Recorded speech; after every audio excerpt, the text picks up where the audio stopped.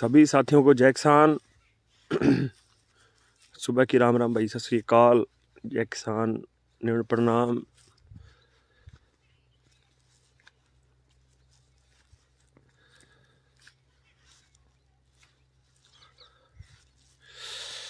और मौसम कैसा है भाइयों? खूब। आज तो हमारे तो धुंध है, आप देख सकते हो। ओस गिरी है, सुबह सुबह पानी गिरा है।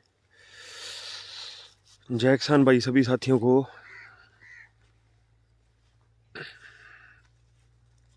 सत श्री अकाल जी, चंद सिंह जी, महेश जी, जय किसान भाई साहब।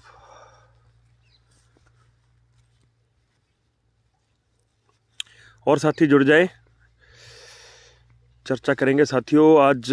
हालांकि अपना मुद्दा तो नहीं है, लेकिन समझे तो अपना ही मुद्दा है। पलविंदर सिंह जी राम राम भाई, जाखड़ साहब राम राम, मनोज जी, राजेंद्र बराड़ जी राम राम। की हाल है भाई? सेहत? हाँ भाई ढिल्लों साहब ठीक है, सेहत हुण ओके है जी। अपने दसो? देवीलाल सियाग साहब राम राम भाई साहब, हनुमान जी राम राम जी। वीडियो को आगे बढ़ा दो भाई और साथी जुड़ जाएं। एक एक बटन दबा दिया करो यार, ज़्यादा नहीं तो एक एक बटन जरूर दबा दिया करो, शेयर वाला।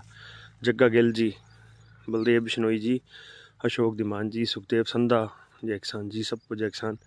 जगमोहन सिंह बराड़, सरसा किरण औलख, सुखदेव मान जी, संदीप बिश्नोई, जय किसान भाई, सबको जय किसान। जितने भी भाई जुड़े हो साथियों, पढ़ाई वाला काम बहुत औखा हो गया। पिछले 2 साल से आपने एक चीज़ नोट की होगी कि बच्चों के भविष्य के साथ खिलवाड़ किया जा रहा है। मानते हैं बीमारी है, हालांकि कुछ लोग तो नहीं मान। जय श्री राम भाई साहब, करवासरा जी, सबको राम राम भाई, जय किसान, जय श्री राम, सबको सत श्री अकाल, आदाब, नमस्ते सबको भाई। तो भाई माना कि बीमारी है, हालांकि कुछ लोग तो कह रहे हैं कि नहीं है बीमारी। खैर अपने चलो, अब वही बात है कि एक झूठ को बार बार बोले तो वो सारा सच लगने लगता है। चलो मान लिया कि बीमारी है,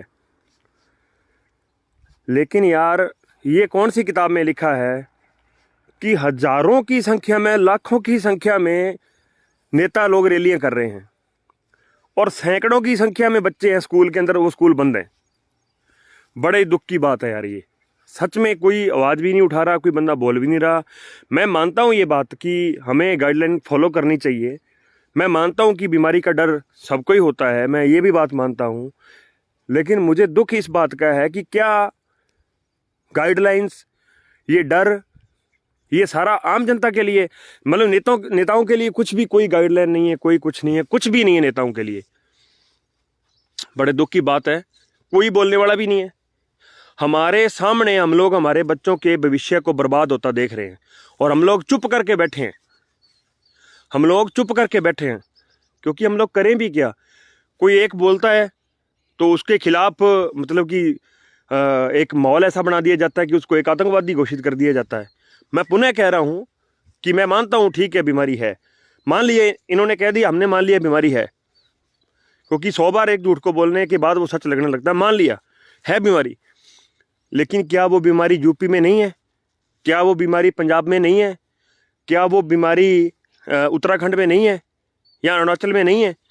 जिन जिन स्टेटों के अंदर चुनाव है वहाँ बीमारी नहीं है। बड़े दुख की बात है, ये सच में एक गुलामी की जंजीर धक्के से हमें पहनाई जा रही है। यारो 2-2 साल से, 2.5 साल से बच्चे घर पे बैठे हैं, 2.5 साल से हमारे बच्चे घर पे बैठे हैं और बीमारी के नाम के ऊपर बच्चों के भविष्य को बर्बाद किया जा रहा है, बिल्कुल बर्बाद किया जा रहा है। और हम सब लोग, जैसे भाई सुविंदर कह रहे हैं, एक दूसरे के मुंह की तरफ बोल रहे हैं। कोई दूसरा कह रहा है कि ये बोले, तीसरा कह रहा है कि ये बोले, चौथा कह रहा है कि ये बोले। कंप्लीट टीकाकरण हो गया, सब कुछ हो गया, फिर भी यार हम बीमारी से डर रहे हैं। समझ नहीं आ रही मेरे को बात, कहानी क्या कि क्या सिस्टम क्या चल रहा है।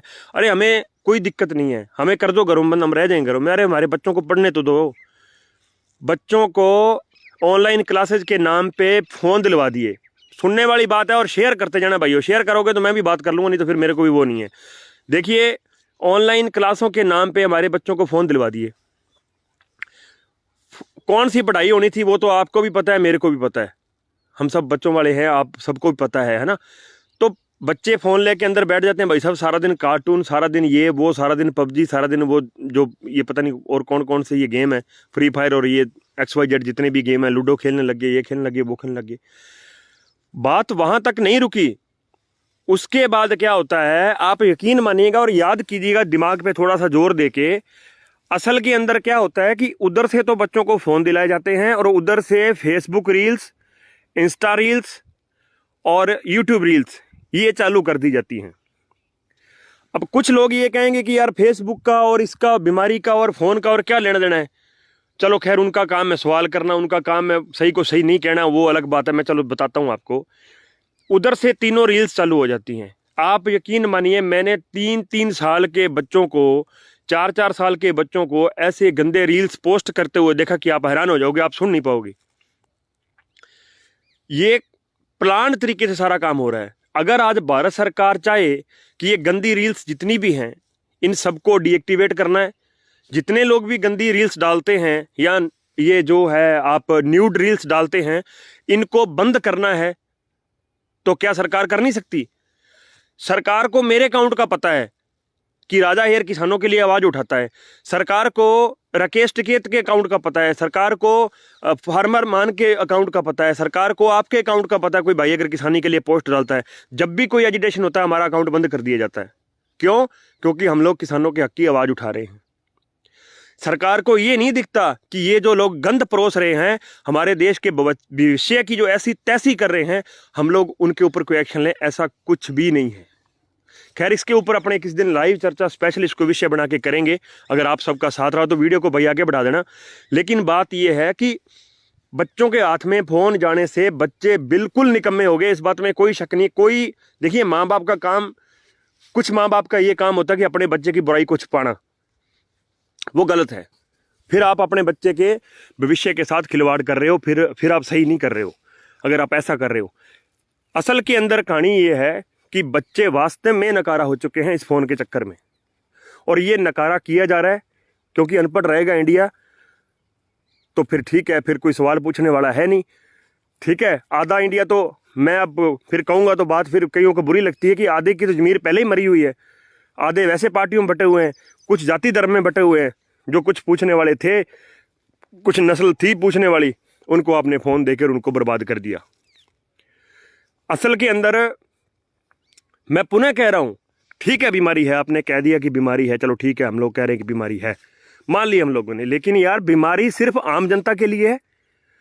आज अमित शाह जी आते हैं, पता नहीं कितनी बड़ी रैली कर जाते हैं, लोगों के घर घर बिना मास्क के जाके लोगों को पर्चियां दे रहे हैं चुनाव की। इधर नवजोत सिंह सिद्धू साहब हैं, चन्नी साहब हैं, ये जो भी हैं इनके मतलब कांग्रेस के जितने भी जो लीडर हैं पंजाब के अंदर, भाई साहब सारे बिना मास्क के घूम रहे, एक भी बंदे के मास्क नहीं लगा हुआ। और यानी कि इनके साथ 25-25 तो गनमैन होते हैं, इनको सारा वायरस का कोई डर नहीं, और हमारे बच्चों की पढ़ाई के ऊपर वायरस का डर है। मैं बड़ा हैरान हूं इस बात से कि सारे ही काम हो रहे हैं, टोटल सारे ही काम हो रहे हैं, लेकिन सिर्फ एक बच्चों की पढ़ाई को डिस्टर्ब किया जा रहा है और जानबूझ के किया जा रहा है। मेरे को पता है यहां भी बहुत ज्ञानी आएंगे, कुछ ना कुछ। एक साथी कह रहे बीजेपी गवर्नमेंट ने हमारे बच्चों को बर्बाद कर दिया। अरे भाई, बात बीजेपी कांग्रेस की नहीं है। एक तो सबसे बड़ी दिक्कत ही हमारे ये है कि सारी हमारी जो सोच है ना, वो बीजेपी कांग्रेस हिंदू सिख मुस्लिम यहीं का आके ख़त्म हो जाती है। हम लोग नागरिक तो कभी बने नहीं सकते ना। प्रॉब्लम ये हमारी यही है, सबसे बड़ी समस्या जो है वो हमारी ये है कि हम लोग बात को बात नहीं कहते, हम लोग उस बात को ले जाके बीजेपी कांग्रेस के साथ जोड़ देते हैं या फिर हिंदू सिख मुस्लिम के साथ जोड़ देते हैं। हम लोग नागरिक बनना ही नहीं चाहते। सबसे बड़ी दिक्कत यह है कि हम लोग नागरिक बनना ही नहीं चाहते। देखिए, बात बीजेपी कांग्रेस की नहीं है। अगर आप ये कह रहे हो कि बीजेपी ये करवा रही है, तो कांग्रेस की सरकार है पंजाब के अंदर, वहां कौन सी कहानी अलग है? वहां भी यही कहानी है। कल वहां टंबे उठा लिए लोगों ने। हरियाणा के अंदर बीजेपी की सरकार है खट्टर साहब की, वहां उन्होंने टंगे लठ उठा रखे हैं। डॉक्टर ये डॉट और इन्होंने क्या नाम है इसका, ये देसी पत्रकार, इन्होंने सामने टंबे उठा रखे हैं स्कूल खुलवाने के लिए, लोगों को जागरूक कर रहे हैं। इधर आपके ये आज पंजाब के अंदर कल किसान यूनियन वालों ने भाई टंबे उठा लिए कि हमारे बच्चों के स्कूल खोलो। सालों तुम रैलियां कर रहे हो, हजारों की संख्या में हमारे बच्चे जो अनपढ़ रह रहे हैं इनके स्कूल खोलो। तो वहां सरकार कांग्रेस की है। लेकिन बात यह है कि भाई बीजेपी कांग्रेस की बात नहीं है, यहाँ किसी धर्म की बात नहीं है। ये थोड़ी है कि सिर्फ हिंदुओं के बच्चे पढ़ाए जा रहे हैं, सिखों के वंचित किए जा रहे हैं, सिखों के पढ़ाए जा रहे हैं, हिंदुओं के वंचित किए जा रहे हैं। ये एक तो हमें इस मेंटलिटी से बाहर निकलना पड़ेगा। सबसे बड़ी दिक्कत तो ये है हमारी, असल के अंदर सभी के बच्चों के भविष्य के साथ खिलवाड़ किया जा रहा है और बड़े प्लांट तरीके से किया जा रहा है, और हम लोग सब चुप करके सुन रहे हैं। ये बड़ी एक गलत एक धारणा बन चुकी है। हमें इस चीज़ को समझना पड़ेगा। ठीक है, हम लोग, मैं पुनः कह रहा हूँ कि ठीक है, एक बीमारी का नाम दिया है, हो सकता है कुछ ना कुछ तो होगा, ऐसी तो बात नहीं है कि कुछ भी नहीं होगा। हालांकि कोई इतना लंबा चौड़ा भी इश्यू नहीं है, लेकिन दुख तब होता है, दिक्कत तब होती है जब ये लोग खुद रैलियां करते हैं, 1-1 लाख की भीड़ इकट्ठी कर लेते हैं, 25-25 गनमैन इनके पास, इनको कोई कोविड नहीं है, बिना मास्क के घूमते हैं, और जब बात आती है स्कूल की, हमारे बच्चों की, तब ये कहते हैं कि भाई ये बीमारी है, आप लोग जो है बच के रहो, नहीं तो आपके बच्चों को जो है बीमारी हो जाएगी। बात ये है और बात कोई नहीं है साथियों। जागना तो हमें पड़ेगा। देखो, ये ऐसे तो नहीं चलने वाला काम। यानी कि एक और चीज़ देखिए, मंडी से 1 किलोमीटर, या जो यानी मंडी यार्ड जिसको अपने बोलते हैं, जिसको अपने बाजार बोलते हैं या मार्केट बोलते हैं, उससे 1 किलोमीटर बाहर के लोग स्कूल हैं वो खुले हुए हैं। सुनने वाली बात है। और मंडी के अंदर के सारे स्कूल बंद हैं। आखिर जी क्यों? बोले ये तो मंडी तक सारे स्कूल बंद हैं, कोरोना का खतरा है, और मंडी से 1 किलोमीटर बाहर कोरोना इनका बाप लगता है जो इनको पूछ के जाएगा कि वो स्कूल चालू है। हद हो गई यार। इतनी, मतलब कि इतने गिरे हुए नियम थोपे जा रहे हैं हमारे ऊपर, और हम लोग सारे चुप हैं, हम लोग सारे चुपचाप सुन रहे हैं। हमें कोई किसी से मतलब नहीं है। ठीक है, हम लोग अपना सुबह उठते हैं, काम किया, फ़ोन लिया हाथ में, सुना ये वो, बीजेपी कांग्रेस किया, हिंदू मुस्लिम सिख किया, सब सुने और आराम से सो गए। यार मेरे को तो एक बात समझ नहीं आती कि देश ऐसे कैसे गलेगा अगर हम लोग सारे ही एक जैसे हो गए। चलो एक तकबा होता है, वो हर एक धर्म के अंदर होता है, जिसको अपने कट्टरवादी बोल सकते हैं, कुछ भी होता है, लेकिन नागरिक तो बनना पड़ेगा यार हमें। अगर हम लोग नागरिक नहीं बनेंगे तो हमारा हिंदुस्तान कैसे बचेगा, हमारा भारत बचेगा कैसे? मुझे तो ये समझ नहीं आ रही। दुख इस बात का है कि यार कम से कम हमें यही तो सोचना पड़ेगा कि यार हमारे बच्चों के विषय के बारे में अगर हम लोग एक नहीं हो सकते तो काम कैसे चलेगा। ये एक बड़े दुख की बात है।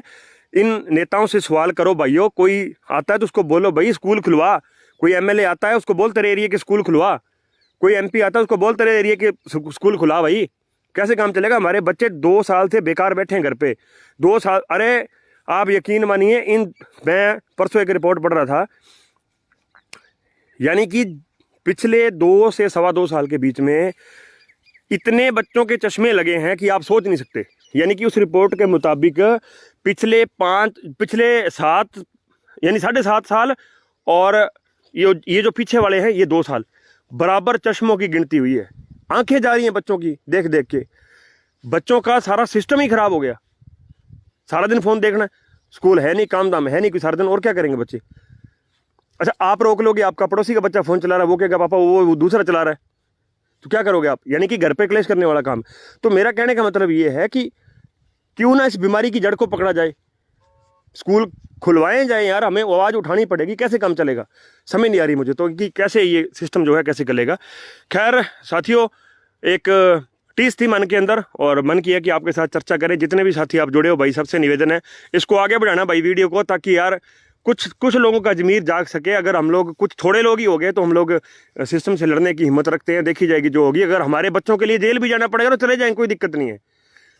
मेरे या आपके जेल जाने से हमारे बच्चों का, लाखों बच्चों का भविष्य बच जाए तो भाई साहब कोई दिक्कत नहीं है। कोई सौदा महंगा नहीं है, ये सस्ता सौदा है। किसान एकता जिंदाबाद।